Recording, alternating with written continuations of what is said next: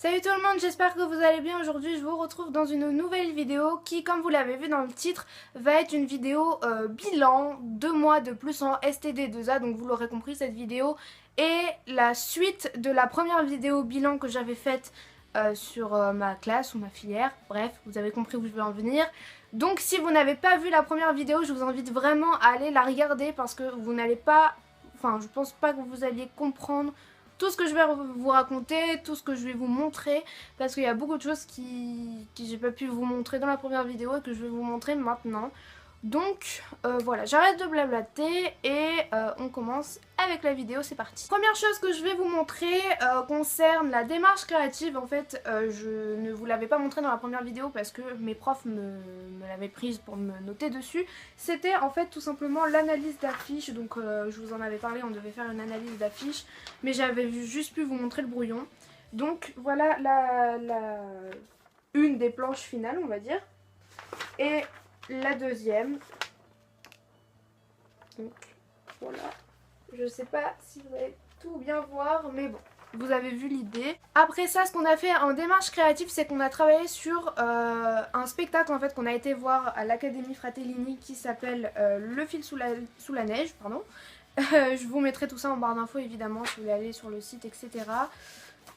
Donc voilà, j'ai le petit dossier de l'académie. Et en fait, on a travaillé à la fois en démarche créative et à la fois en ATC, donc art, technique et civilisation, je le rappelle pour ceux qui auraient oublié depuis le temps. On a travaillé sur les différences entre le cirque traditionnel et le cirque contemporain.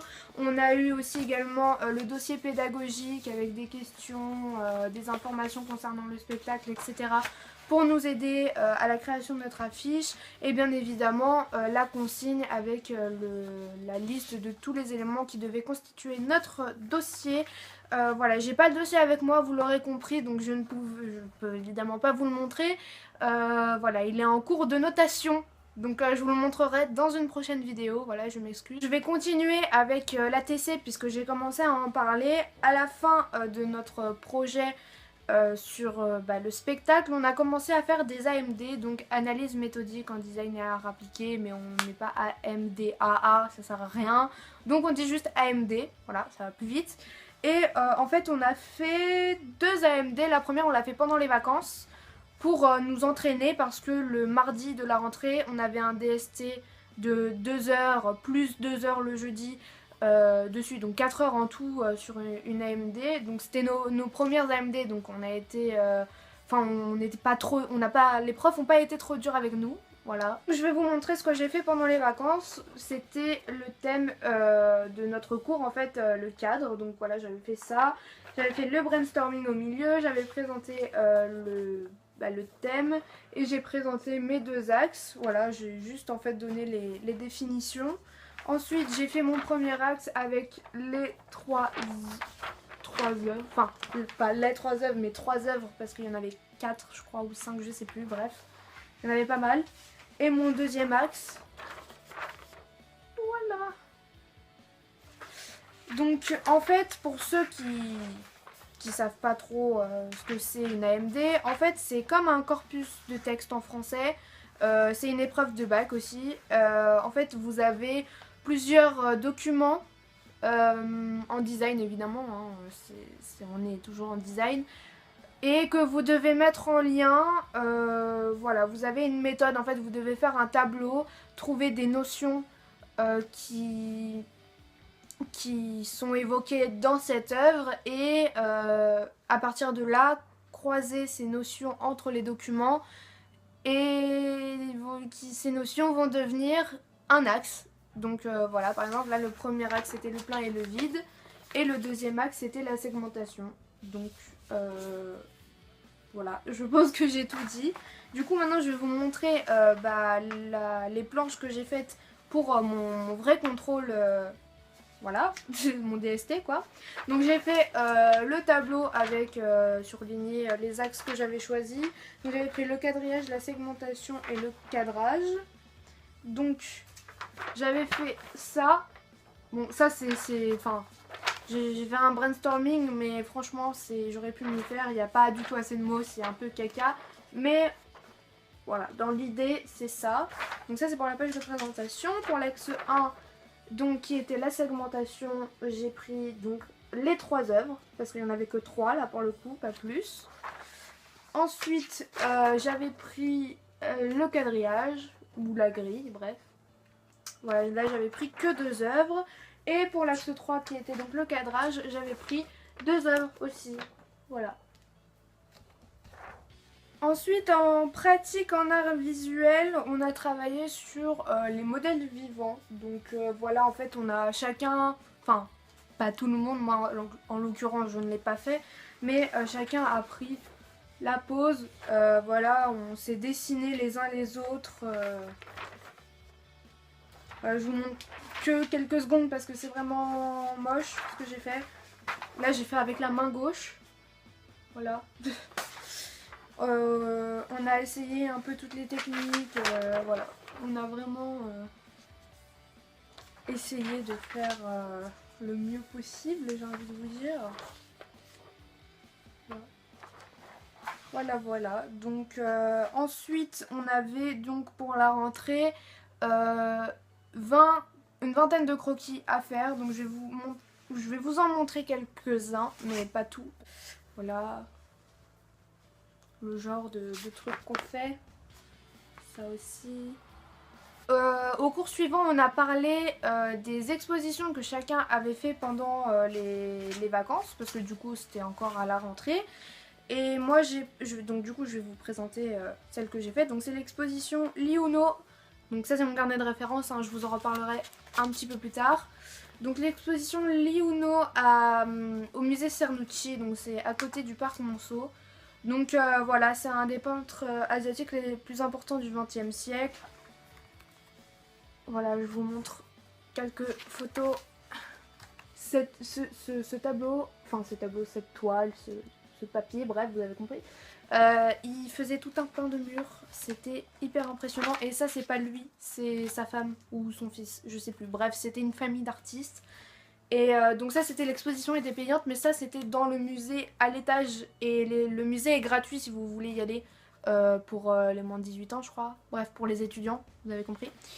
Ou au pire, je vous mettrai le site du musée en barre d'infos si ça vous intéresse aussi. Mais je vous conseille vraiment d'y aller parce qu'il y a vraiment des choses super intéressantes. Et en parlant de nos expositions, on a développé et créé un projet de stop motion. Donc là, on est en train encore de travailler dessus en ce moment. Je peux vous montrer déjà mon décor. Donc j'ai fait une scène comme ça, j'ai mis avec... Oula. Parce que du coup le thème c'était apparition-disparition. Et moi j'ai choisi de faire un truc de magicien. Le truc tout basique. Et j'ai fait mes petits personnages, mes petits spectateurs. Voilà, pareil, même système qu'ici. Avec des petites équerres. Mais faut que je le colle, hein, je vous rassure, hein, j'ai toujours pas fini. Technologie, on a travaillé sur la mise en page en fait, sur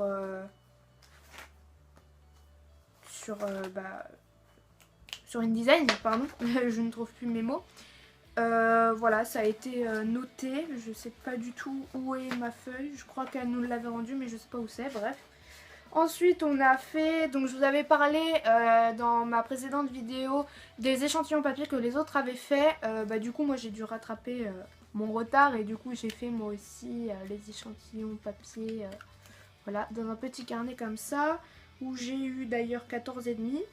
Ensuite on a fait la fabrication du papier, donc je vous ai posté la vidéo la semaine dernière de comment on a fait, donc voilà, j'ai le résultat en main, voilà. Et on a dû faire en fait des schémas de comment on a fait, en plus de la vidéo que j'ai faite, voilà.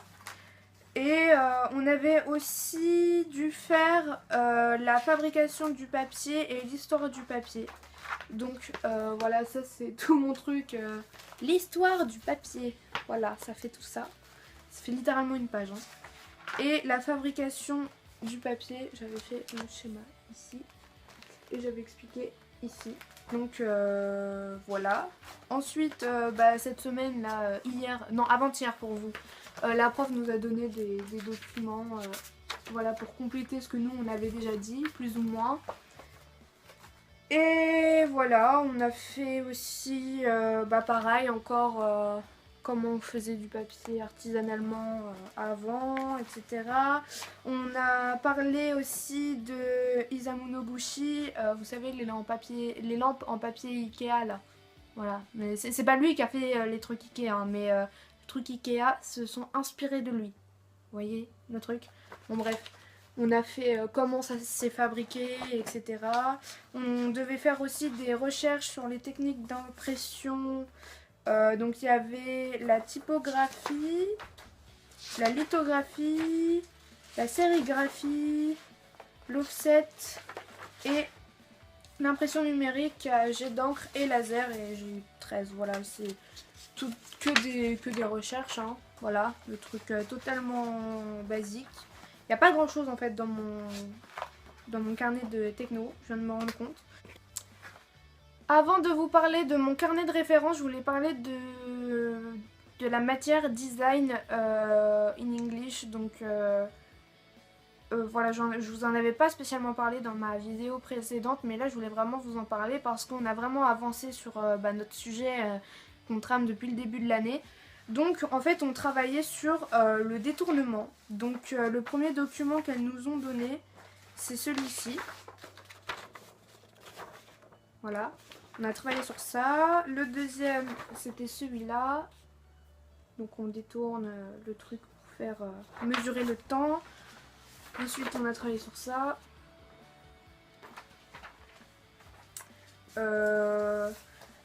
Et ensuite on a développé notre propre projet où en fait on devait avec du fil rendre visible l'invisible. Donc en fait on a fait un espèce de brainstorming de toutes les notions qu'on pouvait associer à ce sujet. On a fait également une longue liste de vocabulaire avec tous les types de fils, toutes les techniques qui s'apparentent au fil, etc.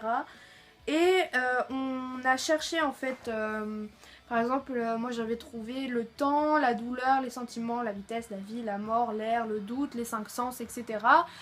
Et j'avais essayé de trouver des objets qui pouvaient s'apparenter à ces notions. Donc par exemple, pour la vitesse, les voitures, pour les sentiments, l'éventail des sentiments, pour la liberté, la colombe, pour la vue, les lunettes, enfin bon bref, vous voyez un peu le genre.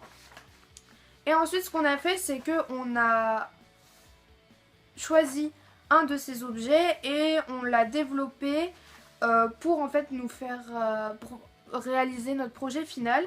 Et donc là je vais vous montrer les brouillons, hein, vraiment les brouillons, parce que pour la semaine prochaine en fait je dois faire une planche, mais vu que je dois me racheter des feutres, du coup là je peux pas vous faire une planche, vous montrer la planche tout de suite, donc j'ai que les brouillons. En fait le truc qu'on a choisi c'est l'éventail des émotions justement, et chaque partie de l'éventail qui est normalement en tissu va être d'une couleur différente, d'une matière différente. Donc ça peut être du fil de fer, du tissu, de la laine, enfin du tricot avec des grosses mailles, etc.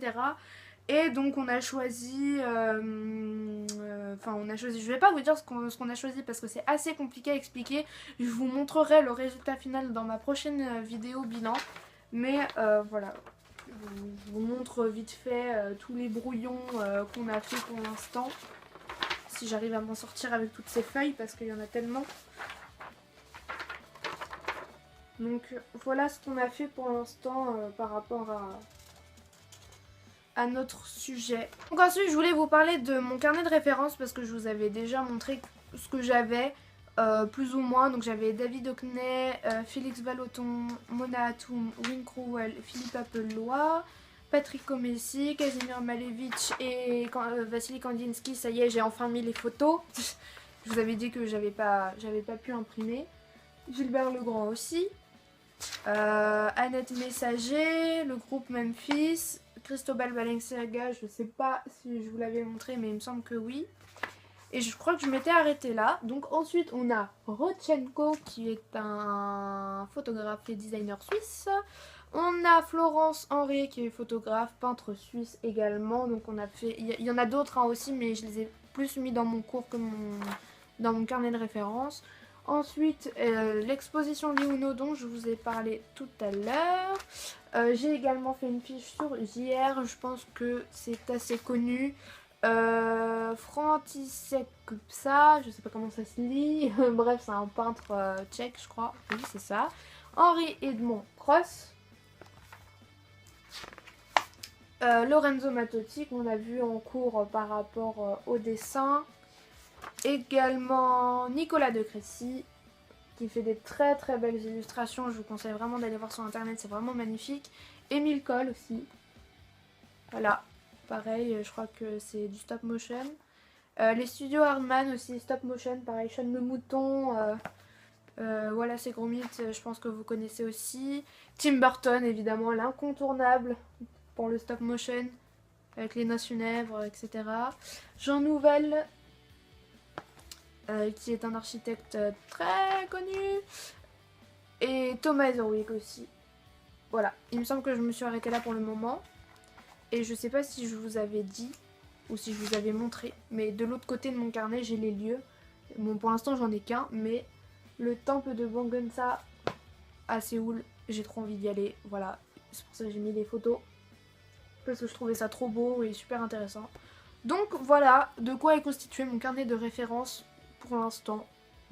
Voilà tout le monde, cette vidéo est maintenant terminée, j'espère qu'elle vous aura plu. N'hésitez pas à laisser un pouce bleu, toutes vos questions en commentaire comme d'habitude, et à vous abonner si ce genre de vidéo vous intéresse. Voilà. Du coup moi je vous laisse et je vous dis à la prochaine pour une nouvelle vidéo. Salut!